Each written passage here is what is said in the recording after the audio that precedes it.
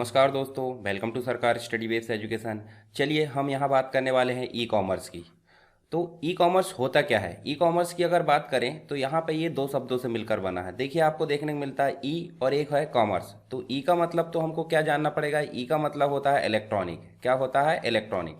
और इलेक्ट्रॉनिक की अगर बात करें तो इसका मतलब हो जाता है कंप्यूटर का प्रयोग करके। कंप्यूटर और साथ में इंटरनेट का। ठीक है, कंप्यूटर और इंटरनेट का प्रयोग जहाँ भी हो जाता है इसका मतलब क्या जुड़ जाता है? इलेक्ट्रॉनिक। और इलेक्ट्रॉनिक को शॉर्ट में क्या बोला जाता है? ई। और कॉमर्स, कॉमर्स का मतलब होता है व्यवसाय या फिर व्यापार। इसका मतलब इलेक्ट्रॉनिक रूप से व्यापार करना क्या कहलाता है? ई कॉमर्स कहलाता है। अब यहाँ कुछ लोग जो है ऑनलाइन खरीदी और ऑनलाइन बिक्री को यहाँ पे ई कॉमर्स बोल देते। सीमित ऐसा हम बोल दिए तो इसका मतलब वो सीमित हो गया, यानी कि ऑनलाइन खरीदी और ऑनलाइन बिक्री क्या हो गई? एक प्रकार से सीमित हो गया। इसका मतलब ई कॉमर्स का एक पार्ट है वो। परंतु ई कॉमर्स का अगर विस्तृत रूप बोले तो व्यापार में जो जो काम होते हैं, जैसे कि अगर किसी को पेमेंट देना है तो भी वो क्या हो जाएगा? ई कॉमर्स के अंतर्गत आ जाएगा। अगर इलेक्ट्रॉनिक रूप से अगर हमको जैसे बैंकिंग करना है, मान लो अगर कोई व्यापार है और अगर वो अपनी बैंकिंग से रिलेटेड चीज़ों को जानना चाह रहा है तो वो बैंक ना जाकर अपने घर बैठे ही सारी चीज़ें देख लेता है। तो उसका जो कार्य है वो भी किसके अंतर्गत आएगा? ई कॉमर्स के अंतर्गत आएगा। ठीक है। अगर वो कोई टैक्स पे कर रहा है, टैक्स मतलब अभी के डेट में देखें तो जीएसटी पे करना होता है, तो जीएसटी वो पे कर रहा है तो वो किस कैटेगरी में आ गया? वो आ गया ई कॉमर्स के अंतर्गत। दूसरी चीज़, अगर उसको व्यापार का इंश्योरेंस कराना है तो अगर वो ऑनलाइन कराता है तो इसका मतलब किसके अंतर्गत आ गया? ई कॉमर्स के अंतर्गत। तो व्यापार में जितनी भी चीज़ें हो रही है वो सारी चीज़ें अगर इंटरनेट और कंप्यूटर का प्रयोग करके की जाती है तो वो व्यापार कैसा हो जाता है? ई कॉमर्स हो जाता है। तो चलिए इसके बारे में हम विस्तार से यहाँ पर जानते हैं। जैसे आप देख सकते हैं ऑनलाइन सेल और परचेज कर सकते हैं। किसी को गिफ्ट भेजना है वो ऑनलाइन भेज सकते हैं। शॉपिंग कार्ट है 24/7, मतलब एक प्रकार से 24 घंटे 7 दिन ये ओपन होता है। मतलब इसमें कोई ऐसा नहीं रहता है कि आपको कभी ये बंद मिलता है, हमेशा ये ओपन होता है। ठीक है, हम घर बैठे इसमें जो है काम कर सकते हैं या फिर जो भी काम है सारी चीज़ें। दूसरी चीज़ ऑनलाइन होता है, जैसे मैंने बताया इंटरनेट का प्रयोग करके। शॉप एट एनी टाइम, यानी कि 24 घंटे जब खुला है तो किसी भी समय हम इसकी जो है उपयोग कर सकते हैं। चलिए यहाँ पे हम बात करते हैं, जैसे आपने देखा होगा फ्लिपकार्ट। तो फ्लिपकार्ट में देखिए ये भी एक प्रकार का ई कॉमर्स के अंतर्गत आने वाली चीज़ है। हालांकि इसको हम किस कैटेगरी में रखेंगे? इसको हम ऑनलाइन शॉपिंग की कैटेगरी में रखेंगे। किस कैटेगरी में? ऑनलाइन शॉपिंग, यानी कि जैसे ई शॉपिंग बोल सकते हैं या ऑनलाइन शॉपिंग। आप किसी भी मोबाइल एप्लीकेशन या फिर जो कंप्यूटर उसका प्रयोग करके कोई भी ई कॉमर्स वेबसाइट इसे बोला जाता है, इसका प्रयोग करके किसी भी सामान को यहाँ पर परचेस कर सकते हैं, उसकी ऑनलाइन पेमेंट कर सकते हैं और वो प्रोडक्ट आपके घर पर कुरियर के माध्यम से आ जाता है। ये सारे सभी लोग जानते हैं। ठीक है, आपने भी इस प्रकार का जो है जो सुविधा है इसका उपयोग किया होगा। पेन ड्राइव बुलवाना, प्रिंटर बुलवाना, जो भी सामान आपको देखने को मिलता है आप कैटेगरी में जाकर यहाँ पे देख सकते हैं। दूसरी चीज़, आपको इसमें जो है ऐड टू कार्ट आता है तो आप ऐड टू कार्ट भी कर सकते हैं। इसके साथ ही आप देखे होंगे अमेजन, अमेजन से भी आप देखेंगे तो यहाँ पे भी आपको फ्लिपकार्ट जैसे, हालांकि अमेजन में ज़्यादा ब्रॉड कैटेगरी मिलती है, ज़्यादा चीज़ें यहाँ देखने को मिलती है। जैसे हमको ये माइक्रोफोन ऑर्डर करना है तो हम इस माइक्रोफोन को ओपन करें और ऐड टू कार्ट कर देंगे या फिर बाय कर देंगे, तो यहाँ से आप जो है पेमेंट करके अपने घर पर इसे बुला सकते हैं। तो ये चीज़ें आपको देखने को मिलती है। तो ये भी किस प्रकार से आता है? ये ई कॉमर्स के अंतर्गत ही आता है, जो ई कॉमर्स वेबसाइट है। ठीक है, चलिए अब जानते हैं ई कॉमर्स की। तो ई कॉमर्स जो है या ई वेबसाइट जिसे बोलते हैं, इंटरनेट के माध्यम से व्यापार का संचालन। अब इंटरनेट के माध्यम से व्यापार का संचालन, इसका मतलब क्या खरीदना बेचना बस हो जाएगा? नहीं, व्यापार के अंतर्गत बहुत सारी चीज़ें ऐसी होती है जिसके अंतर्गत जो है व्यापार का संचालन होता है। तो वो सारे काम किसके माध्यम से किया जा रहा है? कंप्यूटर और इंटरनेट का प्रयोग करके। तो इसलिए हम इसे क्या बोल रहे हैं? ई कॉमर्स बोल रहे हैं। ठीक है, तो आप देख लेना व्यापार के अंतर्गत जो भी चीज़ें हैं वो सारी चीज़ें किसके अंतर्गत आ जाएगी? अगर वो कंप्यूटर और इंटरनेट का प्रयोग करके की जा रही है तो वो ई कॉमर्स के अंतर्गत आ जाएगी। दूसरा यहाँ आप देख सकते हैं, जैसे अमेज़न में आप जाए या फिर कोई भी ऑनलाइन जो प्लेटफॉर्म है जहाँ पे ई कॉमर्स का काम होता है, तो गेम्स आप ऑनलाइन परचेस कर सकते हैं, वीडियोस देख सकते हैं। जैसे प्राइम वीडियो की अगर बात करें तो प्राइम वीडियो में जो है आप ऑनलाइन मेंबरशिप लेकर देख सकते हैं। डोमेन नेम आप खरीदोगे तो वो भी आपका जो है ई कॉमर्स के अंतर्गत ही आ रहा है। ई लर्निंग आप जो है अगर पेड कोर्स पढ़ते हैं तो वो भी किसके अंतर्गत आएगा? ई कॉमर्स के अंतर्गत। ई बुक वगैरह पढ़ते हैं पेड वाली तो वो भी किसके अंतर्गत आएगी? ये आएगी ई कॉमर्स के अंतर्गत। चलिए आगे देखते हैं ऐसे सभी क्षेत्र जिनके माध्यम से ग्राहकों को सुविधाएं देकर उससे आर्थिक लाभ प्राप्त किया जाता है। तो इसका मतलब क्या है, आर्थिक लाभ जहां प्राप्त हो गया, इसका मतलब क्या हो गया, व्यापार। और व्यापार किसके माध्यम से हो रहा है, ऑनलाइन के माध्यम से। तो इसे हम किस कैटेगरी में रखेंगे, ई कॉमर्स की कैटेगरी में। ठीक है। इसके अलावा देखिए, जैसे विज्ञापन ऑनलाइन हो रहा है, ठीक है, तो वो भी उसके माध्यम से भी व्यापार हो रहा है, वो भी किस कैटेगरी में आएगा, ई कॉमर्स की कैटेगरी में आएगा। ई कॉमर्स को यूज़ करते हैं जैसे आज की डेट में, तो हम देखिए वेबसाइट का इस्तेमाल करते हैं, और वेबसाइट का इस्तेमाल करेंगे तो वो भी किस कैटेगरी में जाएगी, ये ई कॉमर्स की वेबसाइट कहलाएगी, जैसे अमेज़न है और फ्लिपकार्ट है। साथ ही हिस्ट्री की बात करें तो 1970 की बात करते हैं, जिसमें ईडीआई मतलब इलेक्ट्रॉनिक डेटा इंटरचेंज, ठीक है, ये जो टेक्निक है इसका प्रयोग करके ई कॉमर्स को इंट्रोड्यूस किया गया था। मतलब सबसे पहली बार ईडीआई को इंट्रोड्यूस किया गया किस रूप में, ई कॉमर्स के रूप में। ठीक है। इसके माध्यम से क्या होता था, व्यावसायिक यानी कि जो व्यापार से रिलेटेड जो डॉक्यूमेंट है, जैसे परचेस ऑर्डर, इनवॉइस, इलेक्ट्रॉनिक रूप से भेजा जाता था, प्राप्त किया जाता था, और बाद में इसे गति मतलब अधिक और अपग्रेड कर दिया गया, यानी वेब फॉर्म्स के रूप में जाना जाने लगा। गुड्स और जो प्रोडक्ट होते हैं, यानी कि गुड्स मतलब जो मटेरियल होता है, प्रोडक्ट, ठीक है, ये www के ऊपर HTTP सर्वर के द्वारा ई शॉपिंग, इलेक्ट्रॉनिक भुगतान सेवाएं आदि करना था। इलेक्ट्रॉनिक भुगतान सेवाएं ये जो है इसमें 1979 यानी कि 1980 के आसपास देखें तो अमेरिकन नेशनल स्टैंडर्ड इंस्टीट्यूट, ठीक है, इसने ASC X12 को इलेक्ट्रॉनिक नेटवर्क के माध्यम से डॉक्यूमेंट को शेयर करने के लिए व्यापार के लिए एक यूनिवर्सल स्टैंडर्ड के रूप में विकसित किया। मतलब एक स्टैंडर्ड प्रोवाइड कर दिया, किसने, अमेरिकन नेशनल स्टैंडर्ड इंस्टीट्यूट ने। ठीक है।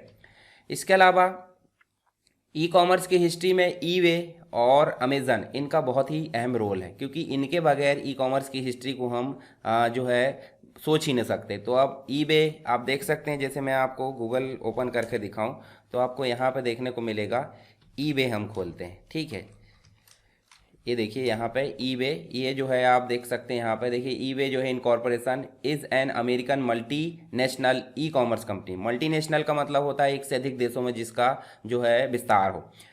ये बेस्ड है इन सैन जोस कैलिफोर्निया, मतलब कैलिफोर्निया में इसका हेडक्वार्टर है। तो आप यहाँ देख भी सकते हैं, that facilitate customer to customer, मतलब अगर मैं कस्टमर हूँ तो मैं दूसरे कस्टमर से क्या कर सकता हूँ, खरीदी और बिक्री, मतलब सेवाओं को खरीद और बेच सकते हैं। ठीक है। ऐसे ही आप यहाँ देखें तो इसको जो स्थापित किया गया था, आप देखेंगे यहाँ पे देखिए CEO भी देख सकते हैं आप यहाँ पे, और ये देखिए सब्सिडरी यानी कि इसकी सहायक कंपनी, फाउंडर भी आप यहाँ पे देख सकते हैं। ये देखिए यहाँ फाउंडेड हुई थी 3 सितंबर 1995 को।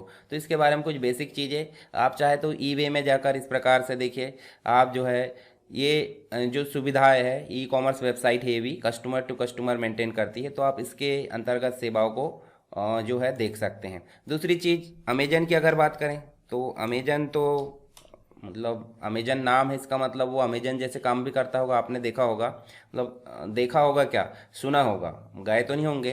तो दक्षिण अफ्रीका यानी ब्राज़ील के अंतर्गत आपको देखने को मिलता है विश्व की सबसे बड़ी नदी फैलाव की दृष्टि से अमेजन, उसी के नाम पर इस वेबसाइट का नाम क्या रखा गया, अमेजन, यानी कि बहुत बड़ा काम है इसका, और वो नदी भी बहुत बड़ी है। तो अब इसमें जाओगे तो इसमें भी आपको देखिए बहुत सारी चीज़ें आप यहाँ पे इलेक्ट्रॉनिक गैजेट्स वगैरह इस प्रकार से जो है देख सकते हैं, और उनको परचेस कर सकते हैं। ठीक है, जो भी आपको चाहिए, तो आप तुलना भी कर सकते हैं, फ़ायदा भी होता है और इसका एक नुकसान भी है। तो हम आगे बात करेंगे इसकी, चलिए हम देख लेते हैं यहाँ पे। तो इसके बारे में एक बार पढ़ लेना आप, इलेक्ट्रॉनिक मतलब ईबे और जो आपका अमेज़न है उसके बारे में।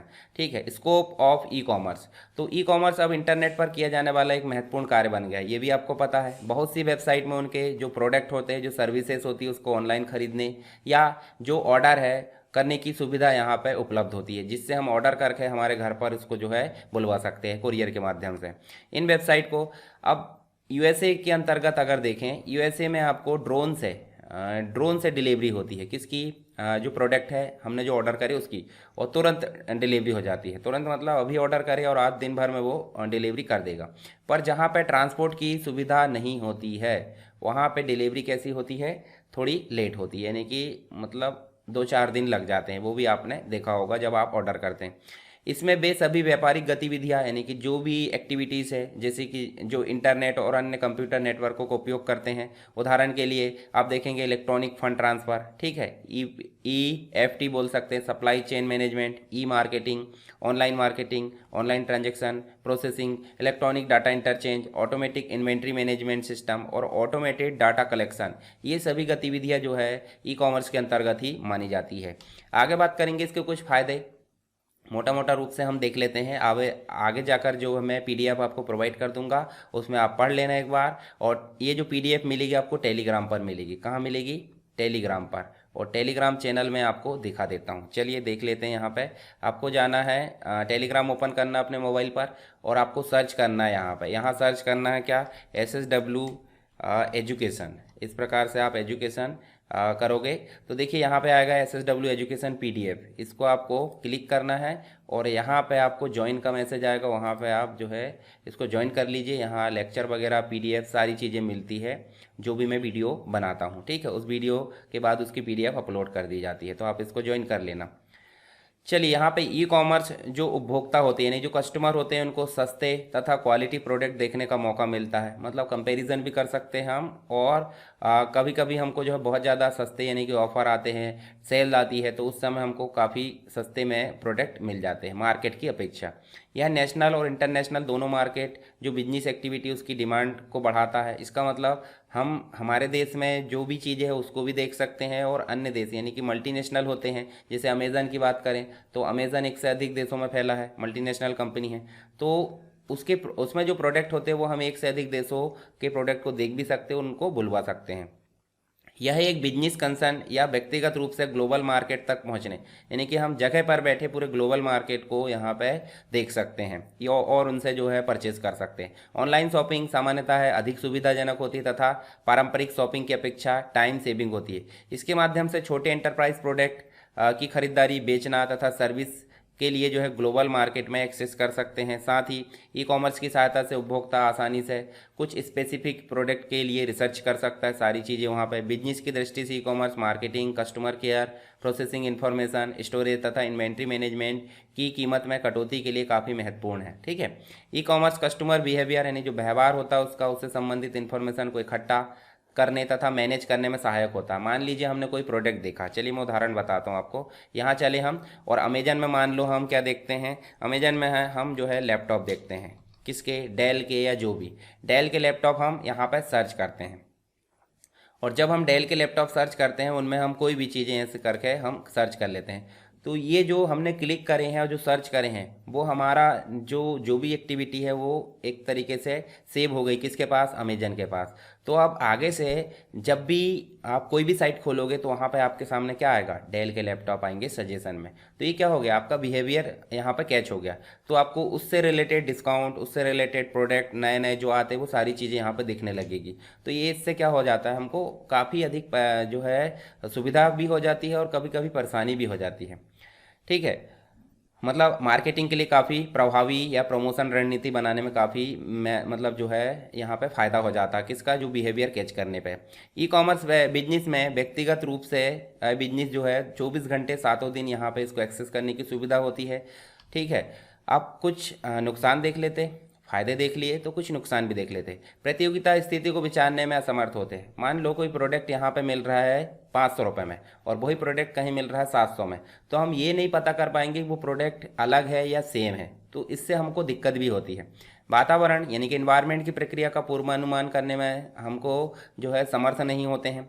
उपभोक्ताओं को यह समझने में प्रॉब्लम होती है कि वे ई कॉमर्स के माध्यम से खरीदारी कैसे करें। कभी कभी जो होता है, देखिए एजुकेशन की कमी होती है। मतलब कभी कभी क्या होता है, फ्रॉड भी हो जाते हैं और फ्रॉड हो जाते हैं तो वो फ्रॉड के कारण जो है अन्य जो स्टैंडर्ड साइट है या स्टैंडर्ड जो ई कॉमर्स वेबसाइट है उनको भी एक प्रकार से कहीं ना कहीं घाटा होता है। तो इससे क्या होता है, दिक्कत हो जाती है। मतलब प्रॉब्लम होती है उपभोक्ताओं को कि खरीदी कैसे करें। वो सही वेबसाइट से करे, कैसे करे, उनको समझ नहीं आता एजुकेशन की कमी के कारण। बहुत सारे, और अच्छा एजुकेशन नहीं है तो मार्केट में जाकर वो जो है ऑफलाइन अगर देखें तो वो खरीदारी कर सकता, पर ऑनलाइन खरीदने में थोड़ी दिक्कत होती है। बहुत सारे व्यक्ति किसी भी तरह की फाइनेंशियल ट्रांजैक्शन के लिए इंटरनेट का प्रयोग नहीं करते हैं, ठीक है, क्योंकि उनको एक डर लगा रहता है कि ऑनलाइन में फ्रॉड हो जाएगा, ठीक है। काफ़ी समय स्पैम कॉल आ जाते हैं तो उनके अकाउंट का जो अमाउंट है वो एक प्रकार से खाली कर दिया जाता है। इच्छित प्रोडक्ट यानी जो प्रोडक्ट उनको चाहिए उसके लिए बहुत सारे कॉल्स और ईमेल की आवश्यकता हो सकती है, जो काफ़ी जो है समय और खर्च यहाँ पे बढ़ा देता है। मतलब बहुत सारे क्वेश्चन होते हैं हमारे दिमाग में कि ये प्रोडक्ट ऐसा होगा या नहीं होगा, तो वो सुविधा हमको ऑनलाइन में देखने को नहीं मिलती। साथ ही ई कॉमर्स ग्लोबल रूप से आपके लिए दरवाज़ा खोल देता है, ग्लोबल रूप से व्यापारियों के लिए कॉम्पिटिशन बढ़ जाता है, तो व्यापारी के लिए भी एक समस्या हो जाती है। अब उसको उस लेवल के प्रोडक्ट अपने जो शॉप है उसमें मेंटेन करके रखना पड़ेगा, नहीं तो उसकी शॉप क्या होगी, धीरे धीरे चलन से बाहर हो जाएगी। ई कॉमर्स का प्रयोग मुख्य रूप से इंटरनेट के माध्यम से किया जाता है। आज भी इंटरनेट काफ़ी व्यक्तियों तथा छोटे व्यापारियों की पहुंच से बहुत दूर है, क्योंकि बहुत से लोग अभी भी इसका उपयोग नहीं करते। यहाँ तक कि अगर आप किसी शॉप में जाओगे, मान लीजिए किसी शॉप में गए और आपको अगर ऑनलाइन पेमेंट करना है तो वो मना कर देते। क्यों? क्योंकि उनको अभी तक जो है इनका उपयोग पता नहीं है या फिर करना नहीं चाहते, जो भी आप समझ लो। ई कॉमर्स वेंचर मुख्य रूप से थर्ड पार्टी पर निर्भर होता है, अर्थात हम बिना इंटरनेट के ग्लोबल मार्केट में एक्सेस नहीं कर सकते, यानी कि इंटरनेट का मुख्य रोल यहाँ पे देखने को मिलता है। तो ये कुछ होगा फायदे और नुकसान, आप एक बार और पढ़ लेना ताकि एग्जाम में लिखने को काम आए। नेक्स्ट अगर देखें तो टेक्नोलॉजी इन ई कॉमर्स, तो ई कॉमर्स का प्रयोग इलेक्ट्रॉनिक नेटवर्क के ऊपर इंफॉर्मेशन टेक्नोलॉजी के द्वारा सक्षम कराया गया मार्केट ट्रांजैक्शन की वैरायटी का वर्णन करने के लिए किया जाता है। और ई कॉमर्स प्रतिदिन गतिविधियों जैसे कि प्राइसिंग, कॉन्ट्रैक्टिंग, पेमेंट्स, गुड्स तथा सर्विसेज की डिलीवरी आदि को इलेक्ट्रॉनिक नेटवर्क पर इम्प्लीमेंट करने के लिए यहाँ पे उपयोगी होता है। यानी कि बिना टेक्नोलॉजी के ई कॉमर्स का जो है हम एक प्रकार से सोच भी नहीं सकते, उसके लिए ई कॉमर्स के लिए सोच भी नहीं सकते बिना टेक्नोलॉजी के। तो टेक्नोलॉजी यानी कि सबसे मुख्य बात तो होना चाहिए कंप्यूटर या कंप्यूटर से रिलेटेड जो भी छोटे बड़े जो भी कंप्यूटर, और कंप्यूटर में होना चाहिए क्या, इंटरनेट। ये दो चीज़ों के बगैर ई कॉमर्स का जो है हम सोच भी नहीं सकते, यानी कि एक प्रकार से इसी पर डिपेंड है। तो अब बात करते हैं ई कॉमर्स के कुछ टाइप्स होते हैं, तो आप कॉमन रूप से याद रखिए बिजनेस टू बिजनेस यानी B2B, इसको क्या बोल देंगे, B2B, यानी बिजनेस से बिजनेस। एक व्यापार दूसरे व्यापार से क्या करता है, व्यापारिक गतिविधियों का संचालन करता है, तो क्या कहलाता है वो, बिजनेस टू बिजनेस, यहाँ पे ई कॉमर्स कहलाता है।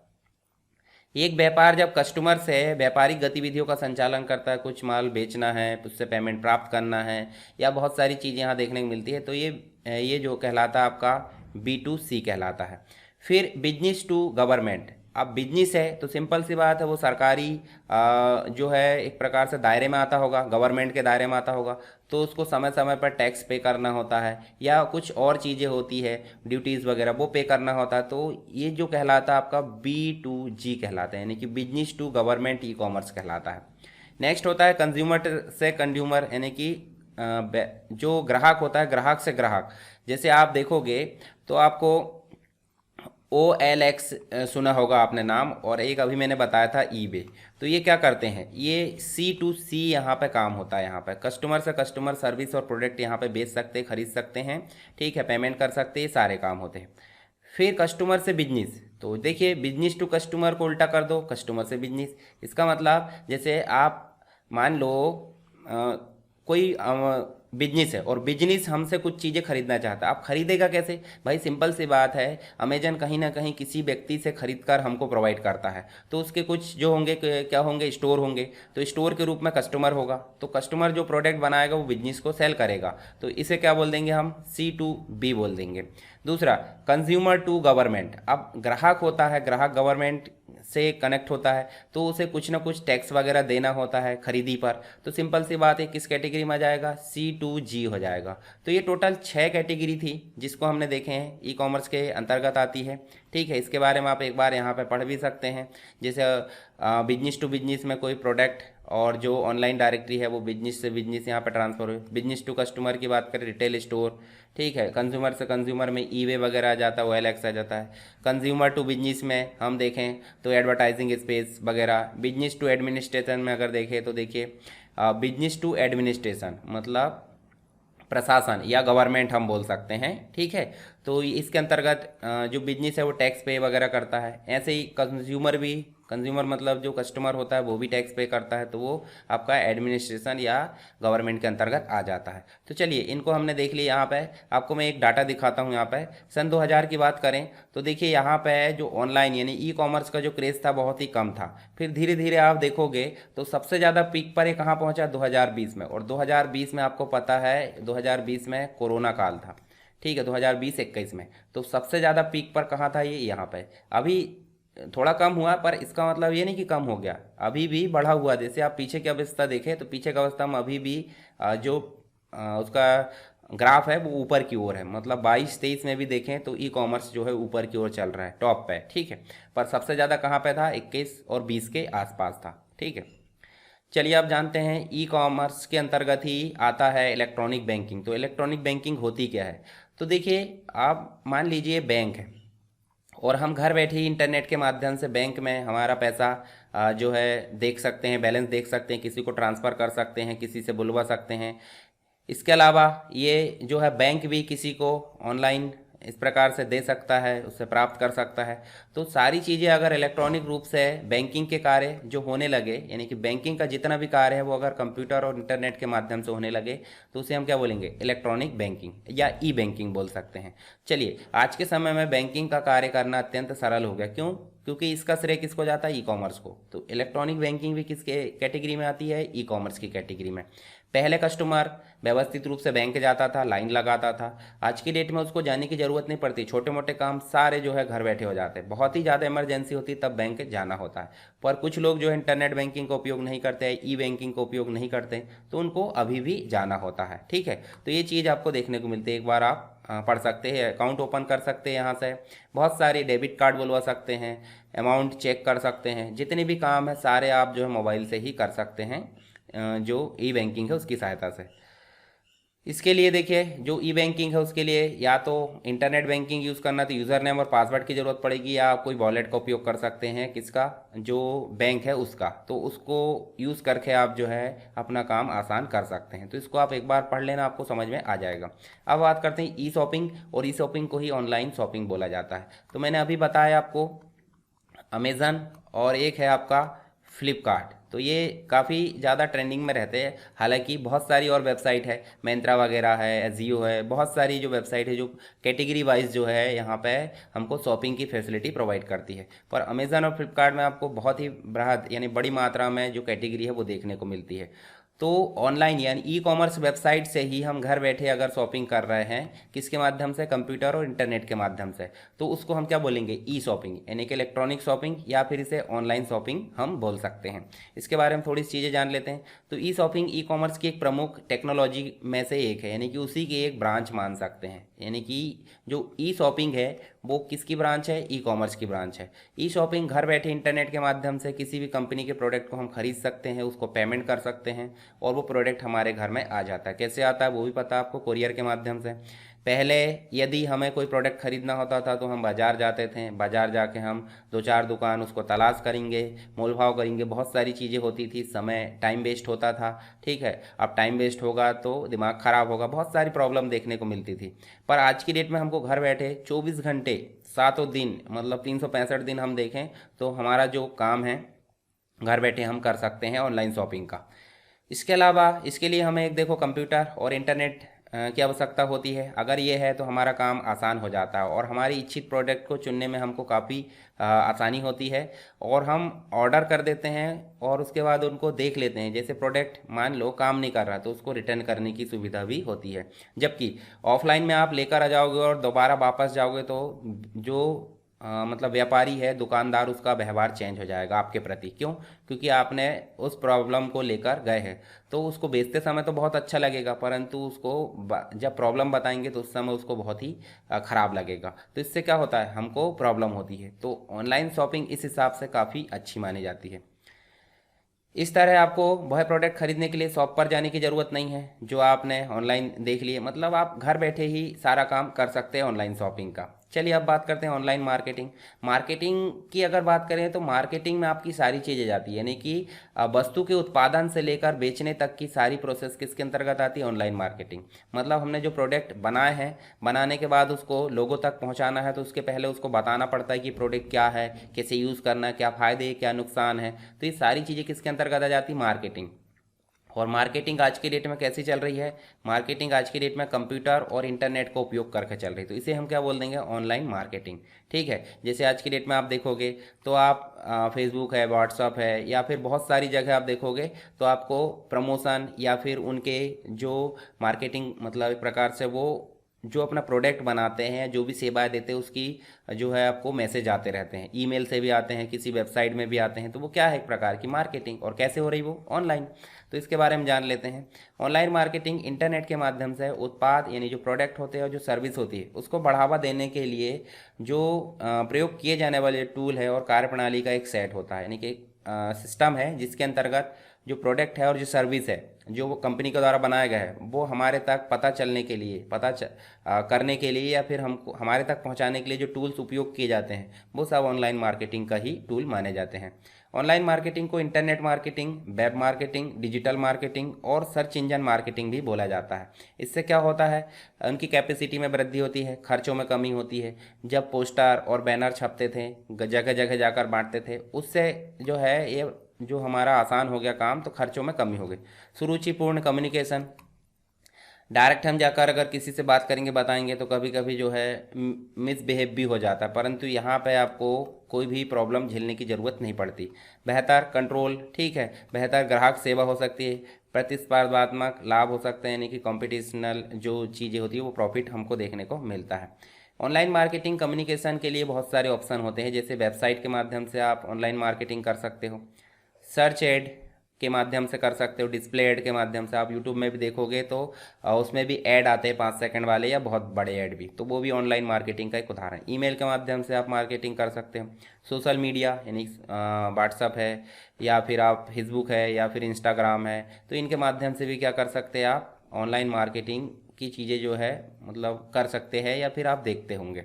तो इनके बारे में आप एक बार पढ़ लेना। वेबसाइट के बारे में, वेबसाइट में 7C का यूज़ किया जाता है। 7C मतलब कंटेंट कैसा होना चाहिए, क्या होना चाहिए, कॉन्टेक्स्ट कैसा होना चाहिए उसका, कस्टमाइजेशन, उसके बाद आपको कम्युनिकेशन का ध्यान रखना होता है, कम्युनिटी का, कनेक्शन का, और उसके बाद आपको कॉमर्स का यानी व्यापार। तो ये 7C अगर है तो वेबसाइट में आप मार्केटिंग कर सकते हो। इनके बारे में पढ़ लेना। सर्च एड है, ये सभी चीज़ें।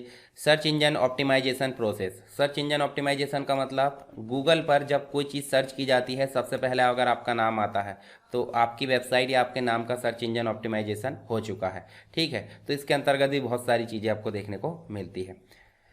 इसके अलावा एडवांटेजेस ऑफ ऑनलाइन मार्केटिंग, तो ई कॉमर्स के जो फ़ायदे हैं वो भी हम लगभग इसी के जैसे देख सकते हैं। ऑनलाइन जो ई कॉमर्स है, ई कॉमर्स के फ़ायदे मतलब उसके अंतर्गत एक ब्रांच है ऑनलाइन मार्केटिंग, क्योंकि व्यापार का ही पार्ट है। तो ऑनलाइन मार्केटिंग से कंपनी तेज़ी से आगे बढ़ सकती है, मतलब अगर कोई चीज़ वायरल हो गई तो बहुत ज़्यादा लोगों तक पहुंच जाती है। मार्केटिंग एलिमेंट की एक विस्तृत श्रृंखला के माध्यम से जो टारगेट जो दर्शक होते हैं, मतलब जो जिन तक पहुंचाना हमको, उस तक पहुंच सकते हैं।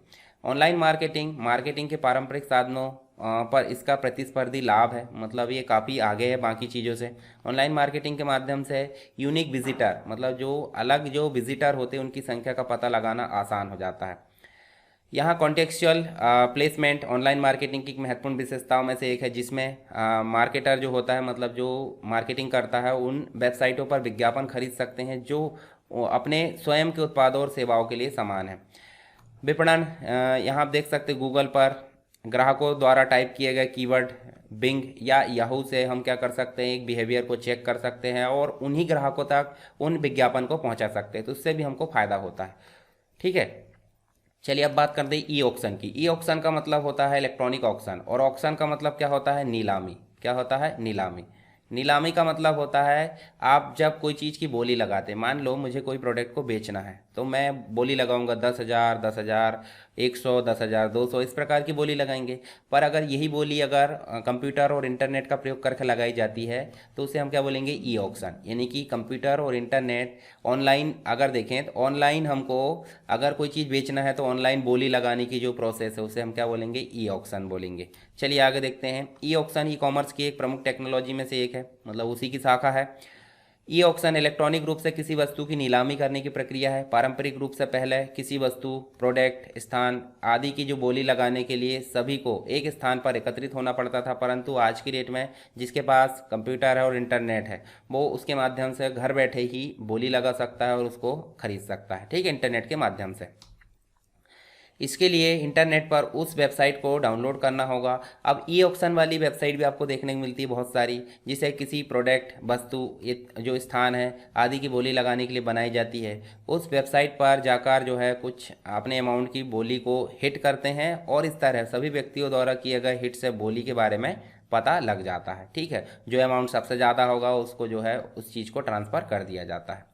अब बात करते हैं ई लर्निंग की। तो लर्निंग का मतलब होता है पढ़ाई करना, ठीक है। अगर आप कंप्यूटर और इंटरनेट के माध्यम से पढ़ाई कर रहे हैं तो ई लर्निंग कहलाती है। जैसे अभी आप वीडियो देख रहे हो, ठीक है, जो मैं पढ़ रहा हूँ, तो सिंपल सी बात वो किस कैटेगरी में आ गया, ई लर्निंग। यानी कंप्यूटर और इंटरनेट का प्रयोग करके जब पढ़ाई या लर्निंग की जाती है तो उसे हम क्या बोलेंगे, ई लर्निंग। अभी मोबाइल भी आ जाता है उस कैटेगरी में, टैबलेट है, फ़ोन है, बहुत सारी चीज़ें यहाँ पर देखने को मिलती है। तो ई कॉमर्स का प्रयोग न केवल शॉपिंग, बिजनेस या फिर बैंकिंग के क्षेत्र में किया जाता है बल्कि शिक्षा के क्षेत्र में भी इसका उपयोग किया जा रहा है, ठीक है। तो ई लर्निंग इंटरनेट के माध्यम से किसी भी टॉपिक के बारे में हम जो है महत्वपूर्ण जानकारी प्राप्त कर सकते हैं। आज के समय में इंटरनेट के माध्यम से हम किसी भी विषय या किसी भी टॉपिक को आसानी से पढ़ सकते हैं सर्च करके गूगल से, ठीक है। अभी तो आप देखे होंगे आपको चैट जीपीटी भी देखने को मिलती है। चैट जीपीटी का उपयोग भी आप कर सकते हैं। चैट जीपीटी का उपयोग कैसे करना है, वो भी चैट जीपीटी 4 जो कि आपका पेड वर्जन है, उसका उपयोग कैसे करना है वो वीडियो ऑलरेडी आपको प्लेलिस्ट में या फिर वीडियो में मिल जाएगा, आप जाकर उसको देख सकते हैं।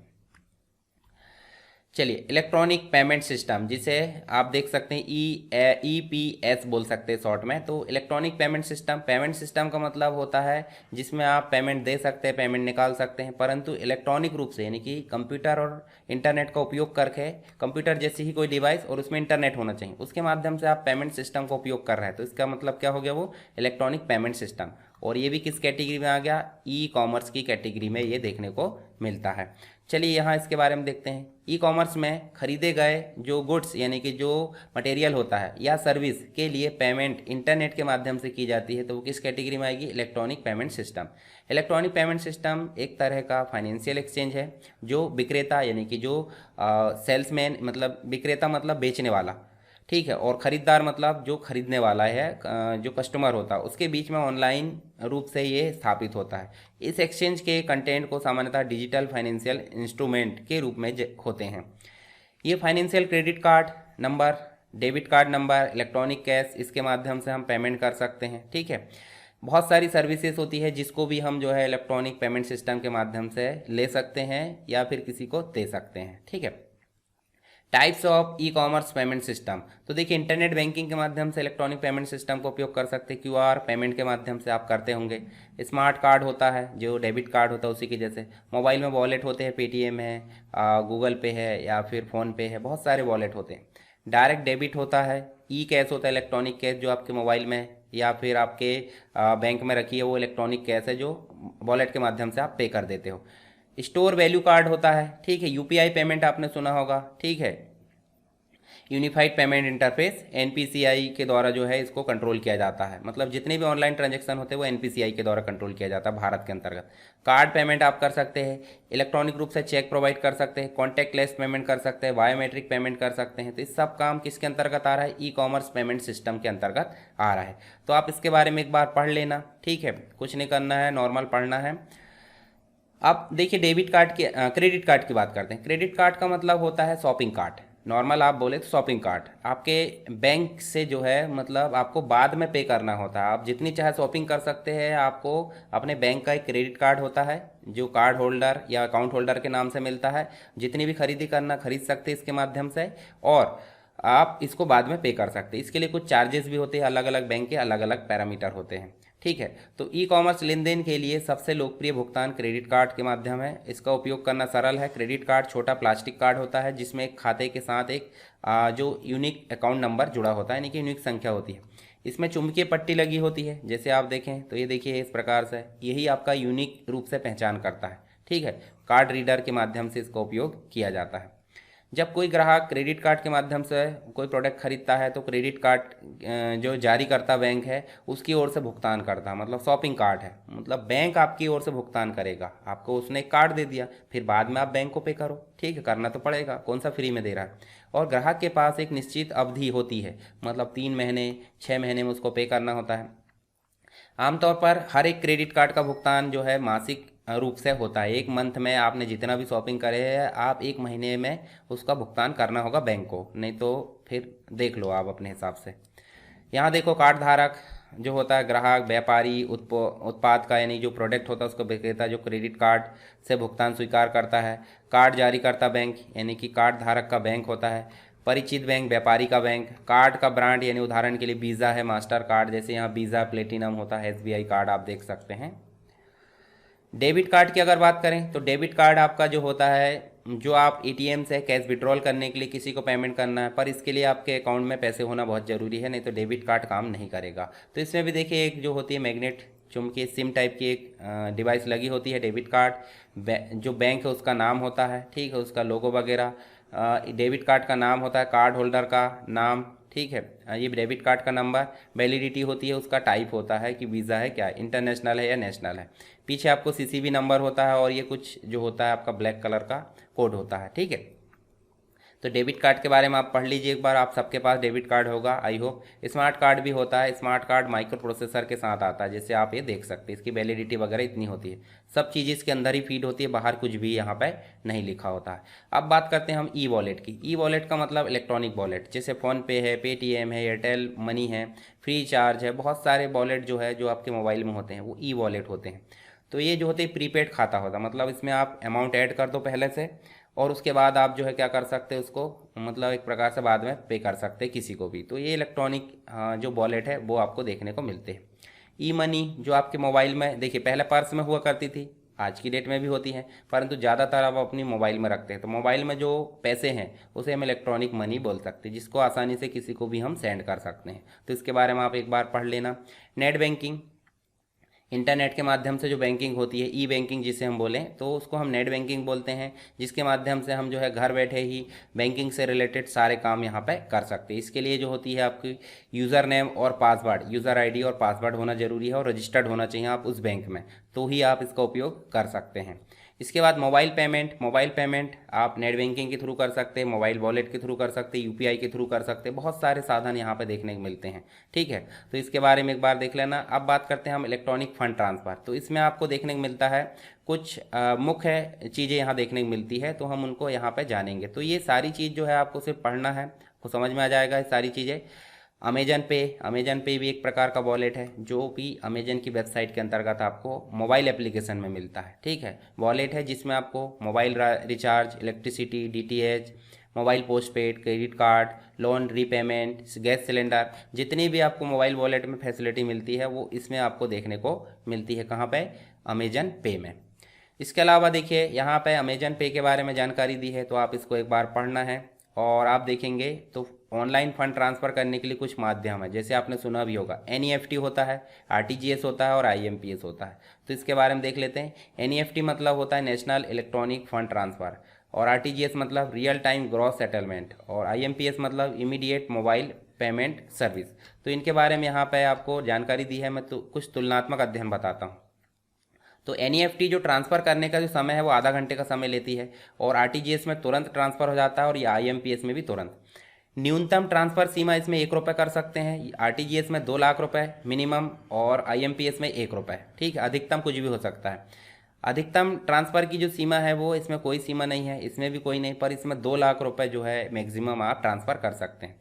सर्विस टाइमिंग की बात करें तो ये हर हमेशा उपलब्ध होती है, साल भर। ठीक है, 24 घंटे, ये भी और ये भी, तीनों में कोई चेंजेस नहीं है।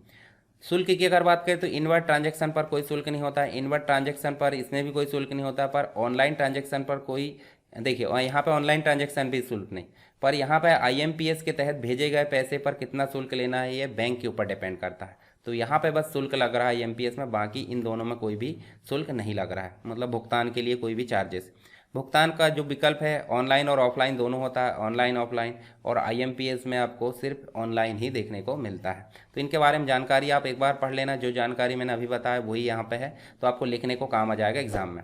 अब बात करते हैं UPI, सभी लोग उपयोग करते हैं इसका, यूनिफाइड पेमेंट इंटरफेस। करते कि नहीं करते? सभी करते हैं, ठीक है। तो यहाँ UPI की अगर बात करें तो यूनिफाई मतलब जो है ये किसी न किसी जो भी मोबाइल वॉलेट आप उपयोग करते हैं, किसी को पेमेंट करते हैं, वो UPI के माध्यम से ही होता है, ठीक है।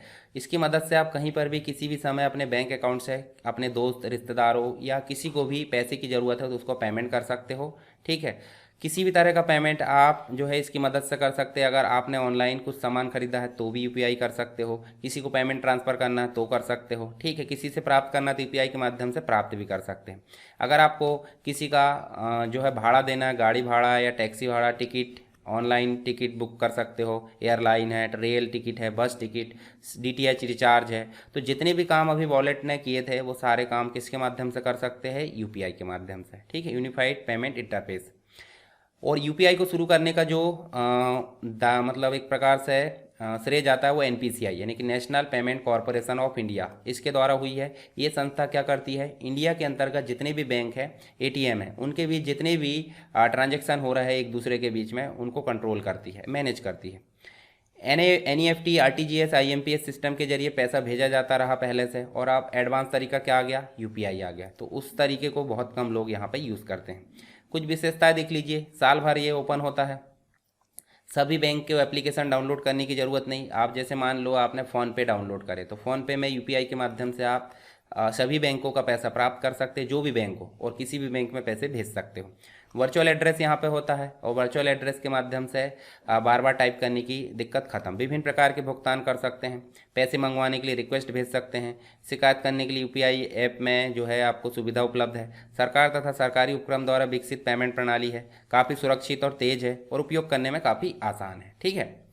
अब बात करते हैं भीम, और भीम एक प्रकार का एप्लीकेशन है जो कि UPI के अंतर्गत ही यहाँ पे काम करता है। भीम मतलब होता है भारत इंटरफेस फॉर मनी, ठीक है। तो इसकी अगर बात करें, देखिए ये जो है NPCI मतलब national payment corporation of India ने इस ऐप का निर्माण किया है, जो कि UPI बनाया है इसने। इसमें UPI यानी कि यूनिफाइड पेमेंट इंटरफेस एक पेमेंट का सिस्टम है। तो मतलब सिंपल सी बात, इसमें भी हमको पिन तैयार करना होता है, सारे पेमेंट कर सकते हैं, पेमेंट रिसीव कर सकते हैं। इसके साथ ही अगर इंटरनेट नहीं है तो मोबाइल में आपको *99# डायल करके आप छोटे मोबाइल में भी इसका उपयोग कर सकते हैं। हिंदी, इंग्लिश और बहुत सारी भाषाओं में इसका जो है फैसिलिटी उपलब्ध है। पेटीएम पे थ्रू मोबाइल, इसका फुल फॉर्म होता है, देखिए आपको पता था क्या? देख लेना, पता था तो अच्छी बात, नहीं था तो फिर देख लो। इसके फाउंडर है विजय शेखर शर्मा, और पहले इसका नाम था, मतलब इसकी पेरेंट कंपनी 197 कम्युनिकेशन लिमिटेड था, और ये 2010 में ऑनलाइन मोबाइल रिचार्ज के लिए इसको शुरू किया गया था। पर आज की डेट में इसमें जो है बहुत ज़्यादा जो है काम किए जाते हैं, तो आप देख भी सकते हैं यहाँ पे बहुत सारे काम इसके अंतर्गत किए जाने लगे हैं। फिर आ गए गूगल पे और फ़ोनपे। तो गूगल पे और फ़ोनपे का इंटरफेस आप इस प्रकार देख सकते हैं, ठीक है। कब कब बने आप गूगल पे जाकर देख सकते हैं, ठीक है। आप फ़ोनपे, गूगल पे दोनों का उपयोग करते होंगे, इनके बारे में आप डायग्राम बनाकर लिख भी सकते हैं। तो इस प्रकार से हमारा जो है यहाँ पे हमने ई-कॉमर्स के अंतर्गत बहुत सारी चीज़ें जाने। आई होप आपको समझ में आया होगा। आप एक बार PDF पढ़ लेना, आपको और क्लियरिटी हो जाएगी, रिवीजन हो जाएगा। 2-3 बार आपको वीडियो देखना है, तो आपका एग्ज़ाम की तैयारी यहाँ पे हो जाएगी।